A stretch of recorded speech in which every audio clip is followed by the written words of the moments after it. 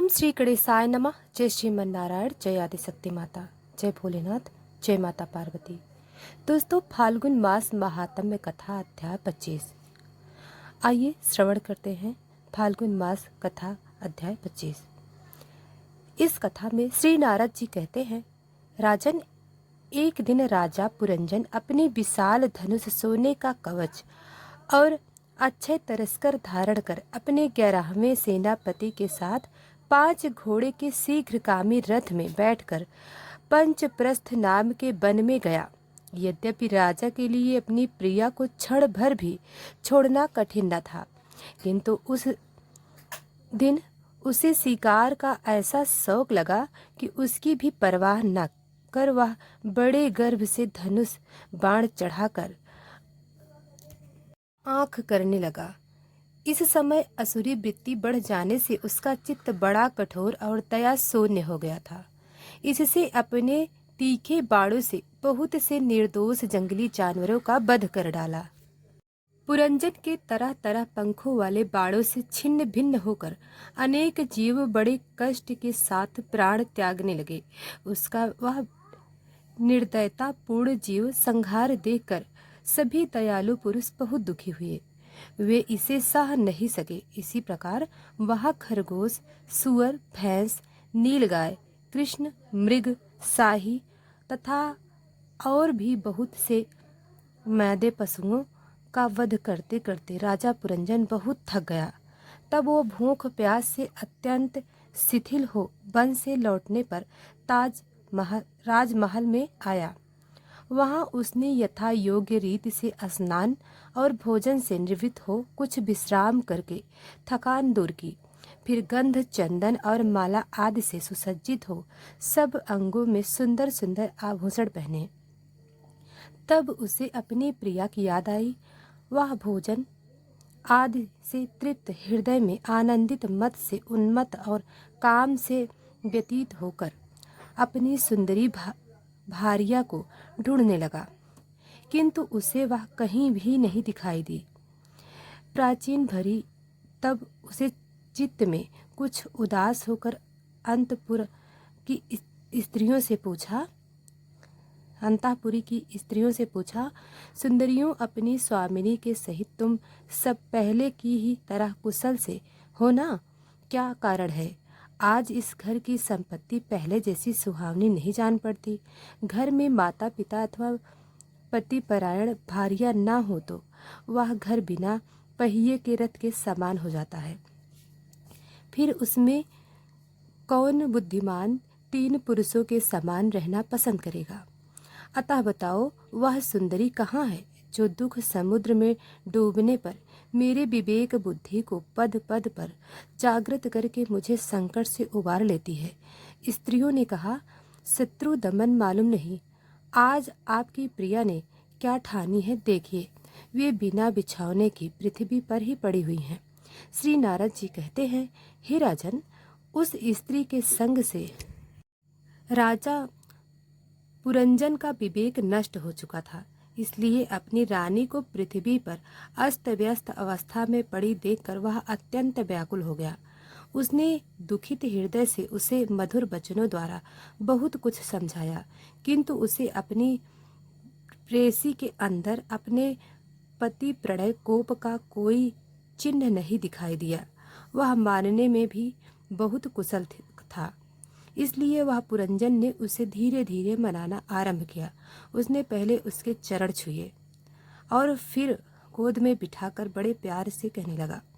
पुरंजन बोला, सुंदरी, वे सेवक तो निश्चय ही बड़े अभागे हैं जिनके अपराध करने पर स्वामी उन्हें अपना समझकर शिक्षा के लिए उचित दंड नहीं देते हैं। सेवक को दिया हुआ स्वामी का दंड तो उस पर बड़ा अनुग्रह ही होता है। जो मूर्ख हैं उन्हीं को क्रोध के कारण अपने हितकारी स्वामी के किए हुए उस उपकार का पता नहीं चलता। मन स्वदनी, यदि किसी दूसरे ने तुम्हारा कोई अपराध किया हो तो उसे बताओ, मैं उसे अभी दंड देता हूँ। मुझे तो भगवान के भक्तों को छोड़कर त्रिलोकी में अथवा उसके बाहर ऐसा कोई नहीं दिखाई देता जो तुम्हारा अपराध निर्भय और आनंद पूर्वक रह सके। मैं वैसन बस तुमसे बिना पूछे शिकार खेलने चला गया था, इसलिए अवश्य अपराधी हूँ। फिर भी अपना समझकर तुम मुझ पर प्रसन्न हो जाओ।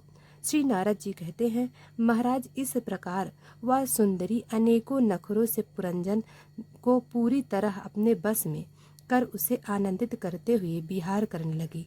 पुरंजन इसी प्रकार जीवन बिताने लगा। अज्ञान से आवृत हो जाने के कारण उसे आत्मा अथवा परमात्मा का कोई ज्ञान नहीं रहा। राजन इस प्रकार कामात चित्त से उसके साथ विहार करते करते राजा पुरंजन की जवानी आधे क्षण के समय बीत गई। फिर तुम्हारी तरह उसने भी अनेक प्रकार के भोगों की कामना से यज्ञ की दीक्षा ले तरह तरह के पशु हिंसा में घोर यज्ञों से देवता पितर और भूपितरों की आराधना की। इस प्रकार वह जीवन भर आत्मा का कल्याण करने वालों कर्मों की ओर से असावधानी लंपट पुरुषों का बड़ा अप्रिय होता है। ताजन चंडवेग नाम का एक गंधर्व राजा था। उसके अधीन 360 महाबलवान गंधर्व रहते थे। इनके साथ मिथुन भाव से स्थित कृष्ण और शुक्ल वर्ण की उतनी ही गंधर्व भी हैं। ये बारी बारी से चक्कर लगाकर भोग विलास की सामग्रियों से भरी पूरी नगरी को लूटती रहती हैं। गंधर्व राज चंडवेग के उन अनुचर ने जब राजा पुरंजन का नगर लूटना आरंभ किया, तब उन्हें 5 फन के सर्प प्रजा ने रोका। यह पुरंजनपुरी की चौकसी करने वाला महाबलवान सर्प 100 वर्ष तक अकेला ही उन 720 गंधर्व हो या गंधर्व से युद्ध करता रहा। बहुत से वीरों के साथ अकेले ही युद्ध करने के कारण अपने एकमात्र संबंधी प्रजागर को बलहीन हुआ देख राजा पुरंजन को अपने राष्ट्र और नगर में रहने वाले अन्य बांधवों के सहित बड़ी चिंता हुई। वह इतने दिनों तक पांचाल देश के उस नगर में अपने दूतों द्वारा लाए हुए कर को लेकर विषय भोगों में मस्त रहता था। स्त्री के बसीभूत रहने के कारण इस अवश्य भावी भय को उसे पता ही ना चला। वरिष्ठ मन इन्हीं दिनों काल की एक कन्या वर की खोज में त्रिलोकी में भटक रही थी। फिर उसे किसी ने स्वीकार नहीं किया। वह काल कन्या बड़ी भाग्यहीना थी, इसलिए लोग उसे दुर्भाग्य कहते थे। एक दिन में ब्रह्मलोक से पृथ्वी पर आया तो वह घूमती घूमती उसे भी मिल गई। तब मुझे नैतिक ब्रह्मचारी जानकर भी कामातुर होने के कारण उसने वरना चाहा।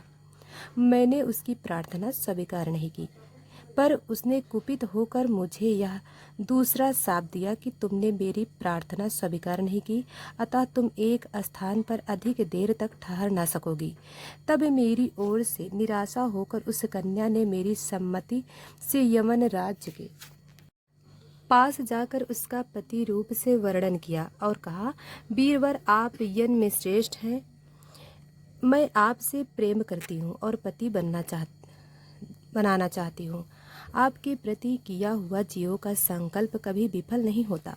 जो मनुष्य लोक अथवा शास्त्र की दृष्टि से देने योग्य वस्तु का दान नहीं करता और जो शास्त्र दृष्टि से अधिकारी होकर भी ऐसा दान नहीं लेता, दोनों दूरी ग्रही और मण हैं। भद्र, इस समय मैं आपकी सेवा में उपस्थित हुई हूँ। आप मुझे स्वीकार करके अनुग्रहित कीजिए।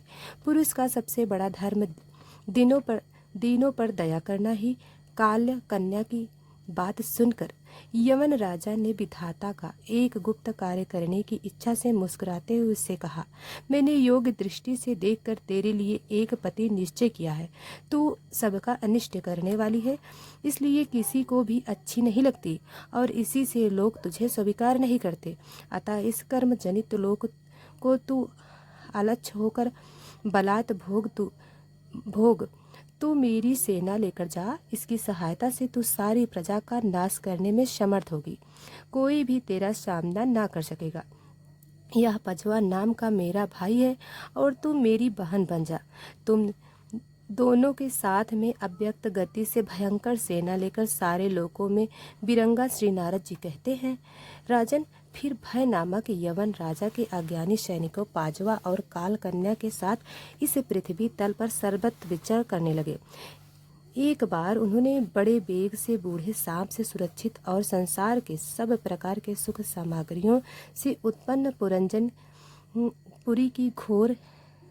पुरंजनपुरी को घेर लिया। तब जिसके चंगुल में फंसकर पुरुष शीघ्र ही निसार हो जाता है, वह काल कन्या बलात् उस पुरी की राजा को भोगने लगी। उस समय यवन भी काल कन्या के द्वारा भोगी जाती हुई उस पुरी में चारों ओर भिन्न भिन्न द्वारों में घुसकर उसका विध्वंस करने लगे। पुरी के इस प्रकार पीड़ित किए जाने पर उनके स्वामित्व का अभिमान रखने वाले ममताग्रस्त बहुकुटुंबी राजा पुरंजन भी नाना प्रकार के क्लेश सताने लगे। काल कन्या के आलिंगन करने से उसकी सारी सी नष्ट हो गई तथा अत्यंत विषक्त होने के कारण वह बहुत दिन हो गया उसकी विवेक शक्ति नष्ट हो गई। गंधर्व और यवनों ने बलात् उसका सारा ऐश्वर्य लूट लिया। उसने देखा कि सारा नगर भ्रष्ट हो गया है। पुत्र पौत्र भृत्य और अमर्त्य वर्ग प्रतिकूल होकर अनादर करने लगे। स्त्री स्नेह शून्य हो गई। मेरी देह को काल कन्या ने बस में कर लिया है और चाल देश शत्रुओं के हाथ में पड़कर भ्रष्ट हो गया है। यह सब देखकर राजा पुरंजन अपार चिंता में डूब गया और उसे उस विपत्ति से छुटकारा पाने का कोई उपाय न दिखाई दिया। काल कन्या ने जिन्हें निरस्तर कर दिया था, उन्हीं भोगों की लालसा से वह दिन था अपनी परलौकिक की गति और बंधुजनों से स्नेह से वंचित रहकर उसका चित्त केवल स्त्री और पुत्र के लालन पालन में ही लगा हुआ था। ऐसी अवस्था में उनसे बिछड़ने की इच्छा न होने पर भी उसे पुरी को छोड़ने के लिए बाध्य होना पड़ा, क्योंकि उसे गंधर्व और यवनों ने घेर रखा था तथा काल कन्या ने कुचल दिया था। इतने ही में यवन राज भय के बड़े भाई पांचवा ने अपने भाई का प्रिय करने के लिए उस सारी पुरी में आग लगा दी। जब वह नगरी जलने लगी तब परवासी सेवक वृंद, संतान वर्ग और कुटुंब के स्वामी के सहित कुटुंब वत्सल पुरंजन को बड़ा दुख हुआ। नगर के काल कन्या हाथ में पड़ा देकर उसकी रक्षा करने वाले सर्प को भी बड़ी पीड़ा हुई, क्योंकि उसके निवास स्थान पर भी यवनों ने अधिकार कर लिया था और पांचवा उस पर आक्रमण कर रहा था। जब उस नगरी की रक्षा करने में सर्वथा असमर्थ हो गया, तब जिस प्रकार जलते हुए वृक्ष के कोटर में रहने वाला सर्प उससे निकल जाना चाहता है, उसी प्रकार उसने भी महान कष्ट से कांपते हुए वहां भागने की इच्छा की। उसके अंग प्रत्यंग ढीले पड़ गए थे तथा गंधर्व ने उसकी सारी शक्ति नष्ट कर दी थी। अतः जब यवन शत्रुओं ने उसे जाते देखकर रोक दिया, तब वह दुखी होकर रोने लगा। श्री नारद जी आगे कहते हैं, राजन, गृहशक्त पुरंजन देह गए आदि मैं मेरे पन का अभाव रखने से अत्यंत बुद्धिहीन हो गया था। तो इसी के साथ यह अध्याय समाप्त हुआ। हम आगे की कथा कल सुनाएंगे। तो वीडियो को लाइक सब्सक्राइब अभी तक नहीं किया है तो अभी कर लें। धन्यवाद।